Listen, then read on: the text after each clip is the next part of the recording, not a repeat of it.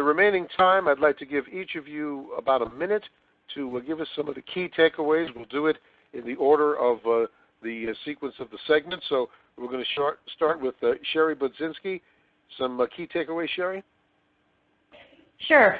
Several clean coal-fired power plants have come online in recent years, so the energy sector will continue to have some coal-fired energy as part of the portfolio. However, coal is no longer king as it has been in the 1970s and 80s, where it dominated the energy market. And despite President Trump's promise to bring back coal, until market forces and other changes occur, the use of coal as energy will continue to decline as a major source of energy.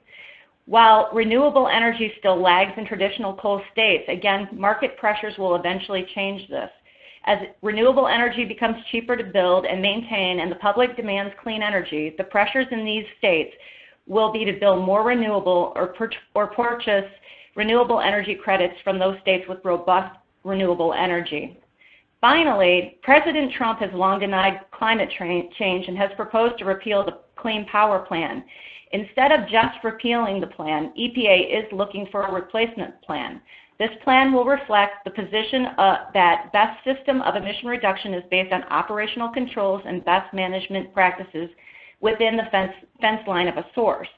And while EPA will not include a shift away from coal and oil-fired plants to natural gas and renewable energy, the market pressure of inexpensive natural gas and a decreasing levelized cost of renewables will ultimately drive the energy sector in 2018 and beyond. Thank you.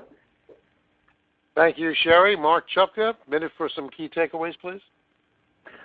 Sure. A lot of my presentation had a certain amount of content based on economics and the policy landscape. A lot of that can also translate into politics, and I tried to highlight a few of those areas.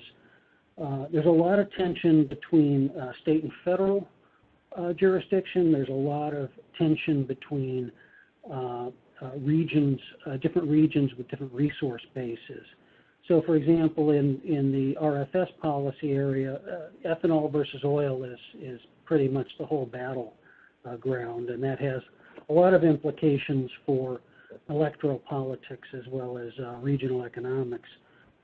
In the state versus federal policy arena, the sort of states that want to reduce emissions versus the cost of doing so and the imposition that those policies might have on other states and other regions create a lot of tensions.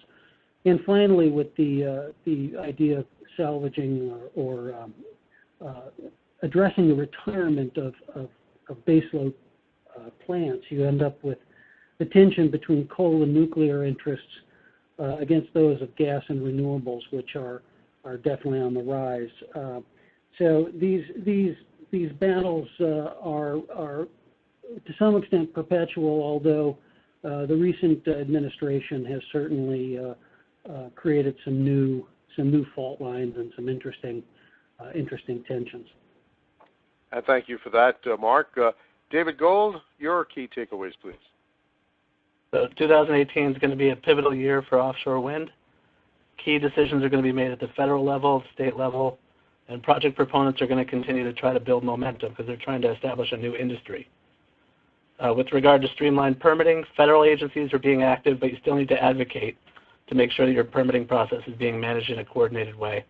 So one way to do that is to seek coverage under the FAST 41 program, and you should be pushing Congress to implement the components of the President's infrastructure plan to speed up permitting.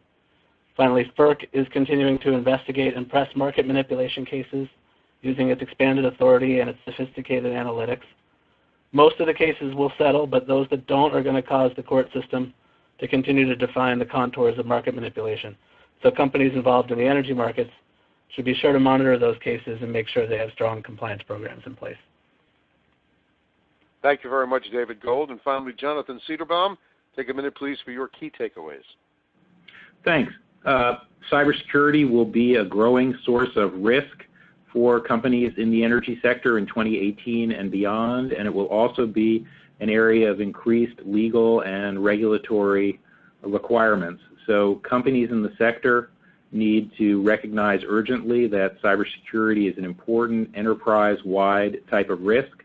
It needs to be addressed at the highest levels of the company in the way that other important enterprise-wide risks are addressed. A recent Harvard Business Review study that just came out indicated that companies that spend wisely on preparing for and defending themselves against potential cyber risks wind up saving money when you look at the costs that come from not being adequately prepared. So that's the big takeaway for energy companies in cybersecurity.